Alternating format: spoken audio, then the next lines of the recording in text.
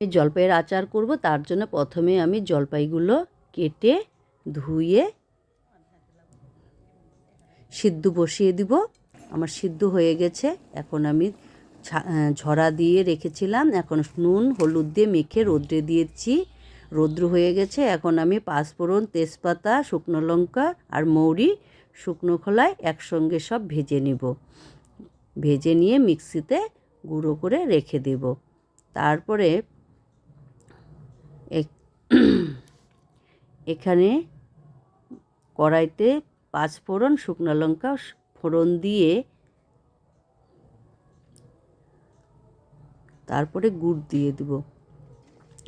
তোমরা যে যেরকম মিষ্টি পছন্দ করো সে সেরকম মিষ্টি দেবে। আমি এভাবে দিয়ে এখন নাড়াচাড়া করব। পাক হয়ে গেলে, আমার গুড়ের পাক এসে গেছে, এখন আমি সেই জলপাইগুলো দিয়ে দিব। দিয়ে আমি কতক্ষণ নাড়াচাড়া করতে থাকবো।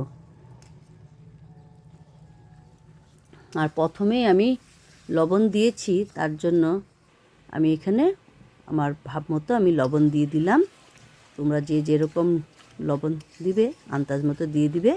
আমার হয়ে গেছে আচার। এখন আমি সেই মিক্সিতে যে গুঁড়োটা রেখেছিলাম সেই গুঁড়োটা ঢেলে দিলাম।